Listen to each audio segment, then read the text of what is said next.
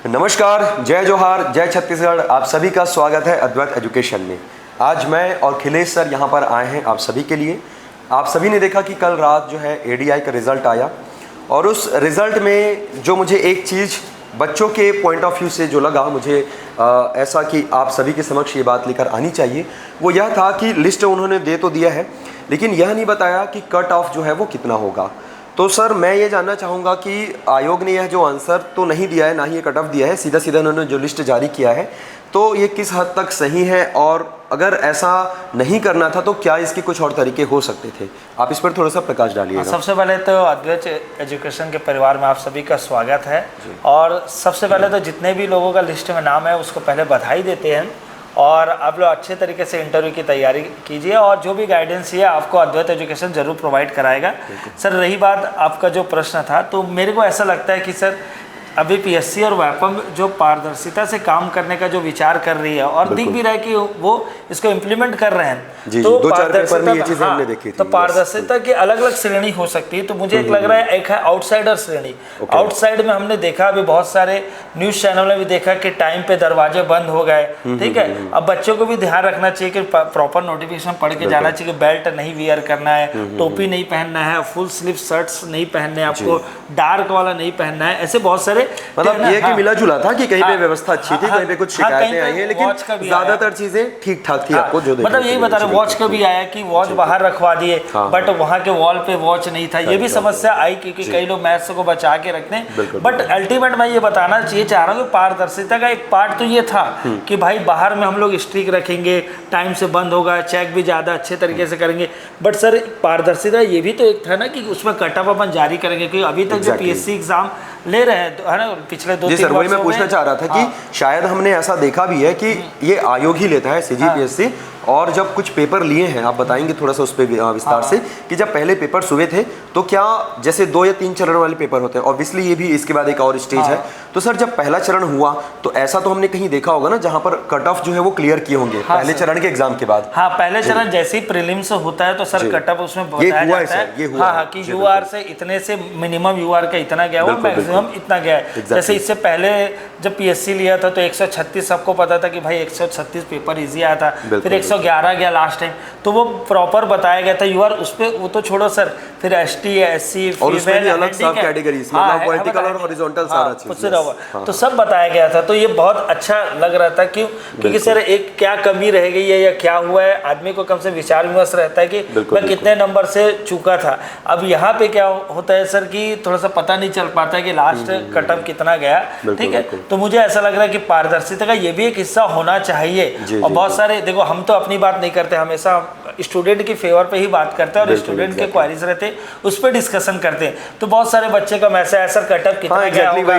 मेरे साथ भी सर मेरे बहुत सारे स्टूडेंट्स हैं ना, आप यकीन नहीं करोगे 220 230 ऐसे मार्क्स। और आप सोचिए मतलब उसमें 5 प्रश्न विलोपित हुए, तो आप अगर 290 भी लेके चलते हैं तो सर अच्छा खासा मार्क्स उन लोग लेके आ रहे थे। और एक मेन सबसे बड़ा सवाल क्या होता है सर, चलिए ठीक है उस एग्जाम में उनकी कुछ अलग कमियां रही होंगी, जो भी चीजें लूपहोल्स रहे होंगे, लेकिन एक मोटिवेशन तो मिलता है ना, अरे यार मैं 2 या 4 नंबर से या कुछ मार्क्स से रुक गया तो मैं अब आने वाले एग्जाम को बहुत अच्छे से करूंगा। तो उनको मुझे ऐसा लगता है कि एक तो कट ऑफ उनको देना चाहिए था। ठीक है, आप ये मत बताइए कि टॉपर ने कितने मार्क्स लेके आए या किसका कितना आया, कोई दिक्कत नहीं, क्योंकि सर ये एक सवाल भी होता है ना, क्योंकि अभी इंटरव्यू भी लेना है तो इंटरव्यू के मार्क्स जो है वो ऐड होंगे, तब जाके वो फाइनल जो है वो लिस्ट है वो शेयर करेगा। ठीक है, उसमें कोई आपत्ति भी नहीं है, हम सहमत हैं इस चीज से। लेकिन लेकिन जब आपने पहले ही कुछ जैसे कि सर ने बताया कि कुछ एग्जाम्स में पहले ही आप कट ऑफ दिए हैं, जहां पर एक स्टेज नहीं 3 स्टेज की परीक्षा होती है, और ऐसी स्थिति में अगर आप कट ऑफ नहीं देते हो तो मुझे लगता है कि सर ये कहीं ना कहीं ये एक संदेह के घेरे में भी आता है कि क्या जैसे पिछले कुछ समय से हुआ, पिछले कई आपने आयोग की कुछ परीक्षाओं में देखा जहां पर अपने पहचान वालों को जो है वो एक घुसने का जो एक मार्ग है, जो एक रास्ता दिखाया जा रहा था, क्या ऐसी कहीं सुगबुगाहट तो नहीं है? ये सवाल जो है जनरली स्टूडेंट्स के मन में ये चीज़ें आती है। सर इस पर कुछ कहना चाहेंगे? सर देखो, मैं तो इतना चाहता हूँ कि ये एग्ज़ाम इतना इम्पोर्टेंट एग्ज़ाम होता है, इतने लोग मेहनत करते हैं, तो आपके पास पूरा सिस्टम है, सरकार है, तो यही चाहते हैं कि बच्चे को मतलब छोटा सा भी संदेह मत रहे। अगर मान के चलो जैसे पान ठेला में भी कोई चर्चा चल रहा है कि भाई यहाँ तो ऐसा ही चलता है, तो तुरंत जो फेल भी हुआ वो भी बोले भाई ऐसा नहीं चलता, मेरा सच में 2 नंबर कम आ रहा था इसलिए मेरा सिलेक्शन नहीं हुआ। मतलब किसी और को दावा करने की जरूरत मत पड़े, जो फेल हुआ स्टूडेंट ही खुद से बोले कि भाई ऐसा कुछ नहीं हुआ, मेरा 2 नंबर कम आ रहा था इसलिए नहीं हो पाया। ठीक है, तो मेरे को लग रहा है इससे अच्छा प्रूफ नहीं हो सकता। हाँ, आप अपने आप को मौका मत दो। और सर मेरा वही कहना है, जब आपने प्रीवियस एग्जाम से वो चीज़ें की है आप इसमें भी कर देते, कोई दिक्कत नहीं था। मैं इस चीज़ के लिए जरूर सराहना दूंगा सर कि पेपर उसमें समय पे लिया, उसने नोटिफिकेशन लाया, समय पे उन्होंने लिया, रिजल्ट दिया, सब चीज़ किया, और ये बधाई के पात्र है। ये भी कह रहे हैं कि अगस्त में शायद इंटरव्यू होगा और may be next month joining भी होगी। तो सर इस चीज़ के लिए मैं बहुत ही साधुवाद इनको दूंगा। बस एक ही रिक्वेस्ट और करूंगा कि यार बच्चों के हित में ना एटलीस्ट आप आज नहीं तो यार 2-4 दिन बाद ले आओ, लेकिन दिखाओ तो कि कट ऑफ इतना गया है।